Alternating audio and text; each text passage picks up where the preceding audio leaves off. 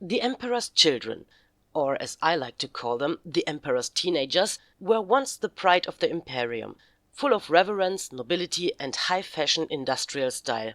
They were among the first to be allowed to wear the imperial aquila on their chests, a symbol that they were chosen. In truth, it was less a divine blessing and more a social experiment.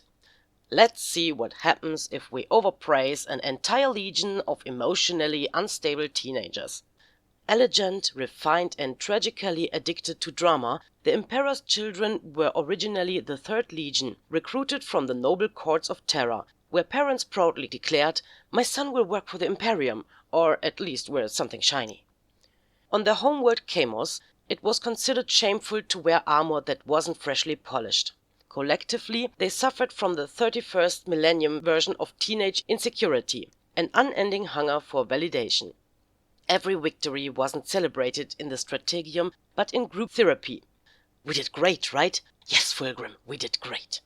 Today they are remembered as the loudest, most dramatic, and most glitter-covered disaster in the galaxy. Their Primarch Fulgrim was famed for his beauty, his eloquence, and his gift for falling into existential crisis mid-speech. There are records describing how he'd deliver an inspiring oration, only to sulk in his quarters moments later, because someone didn't compliment his hair. Under his influence, the Legion became a traveling art and theater collective. The Mechanicus Chronicles note that certain campaigns lasted months longer simply because the Emperor's children insisted on rehearsing before each battle. Historians still argue whether Fulgrim was a brilliant general or simply the first intergalactic influencer with a makeup tutorial channel in the warp. From the start, the Emperor's children were obsessed with perfection. While other legions maintained weapons and practiced tactics, these guys spent hours polishing the mirror finish on their power armor. Every marine believed himself to be the most handsome, talented, and unique snowflake in the Imperium. They shone brighter than any explosion, often blinding the enemy, who then watched in confusion as 10,000 space marines struck poses for the next fresco artist. Their tactical reports weren't numbers and logistics. They were poetry collections with titles like Ode to My Biceps. Their fighting style was as unique as it was ineffective. While the Ultramarines followed the Codex and the Space Wolves charged in packs, the Emperor's children formed flash mobs. They didn't march, they danced. Their assaults were choreographed routines that resembled dance battles more than warfare. Survivors report they felt less threatened and more second-hand embarrassed as 100 Marines moonwalked across the battlefield in perfect sync. The only reason they ever won was because their enemies dropped their weapons out of pure disbelief, as 10,000 Space Marines broke into a full musical number. But as with all teenagers, the face got worse.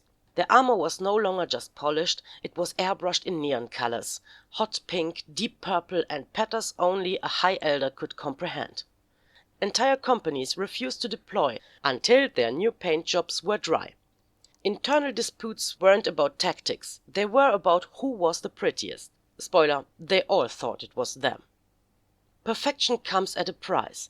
While Fulgrim and his teenage sons wrote poetry, carved statues, and polished everything to molecular smoothness, a certain god whispered in the background, "More glitter, more music, more feeling." That whisper became a deafening scream of self-indulgence.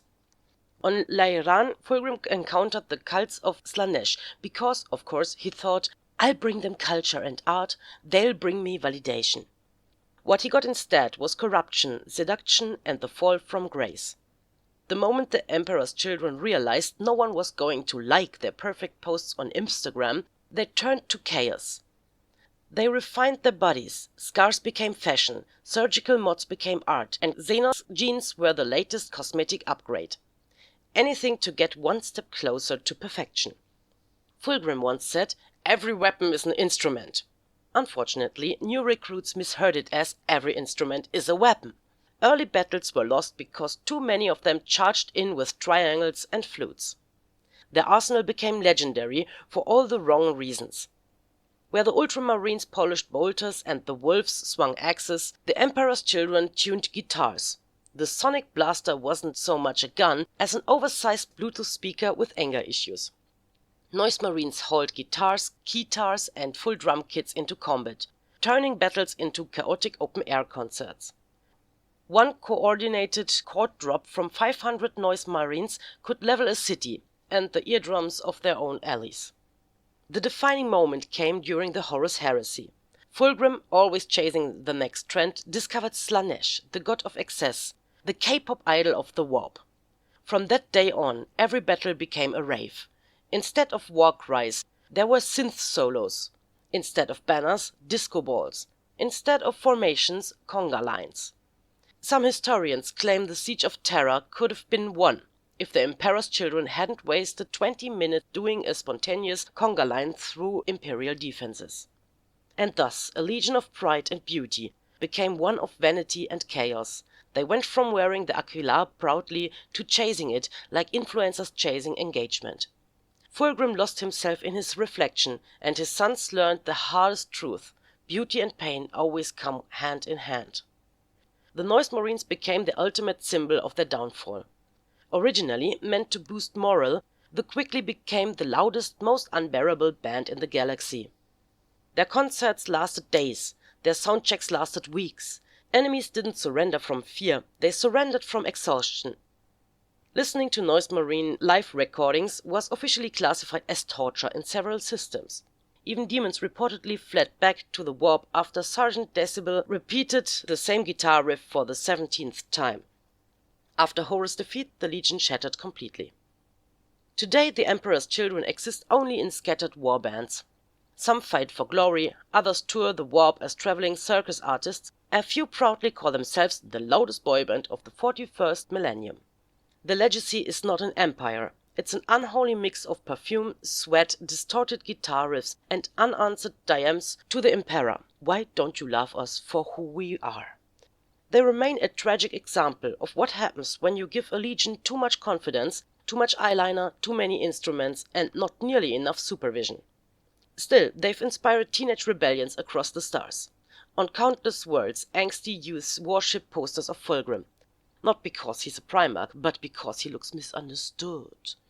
Some Imperial archives restrict access to Emperor's Children records. Not for fear of corruption, but because reading them has been proven to cause acne.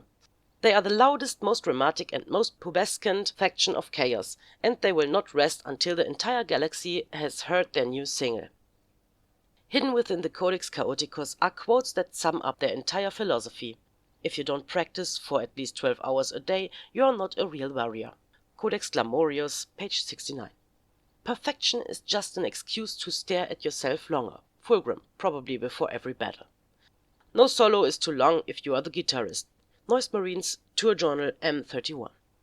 And so they remain, beautiful, proud, overstimulated and insatiable. They know they must fall to reach perfection, but at least they fall with style. Conclusion: the Emperor's Children proved that even in the grim darkness of the far future, you are never safe from teenage drama. They fight not only against the Imperium, but against their acne, their mood swings, and the eternal question, am I pretty enough? There are records describing how he'd deliver and is... There are records describing how he'd deliver an inspiring oration only to sulk in his quarters moments later. While other legions maintained weapons and practiced tactics, entire companies refused to deploy until their new paint jobs were dry. The Sonic Blaster wasn't so much a gun as an oversized Bluetooth speaker with anger issues. Their concerts lasted days, their soundchecks lasted weeks. Enemies didn't surrender from fear, they surrendered from exhaustion. And so they remain, beautiful, proud, overstimulated, and insatiable. Overstimulated and insatiable. And so they remain, beautiful, proud, overstimulated, and insatiable. What?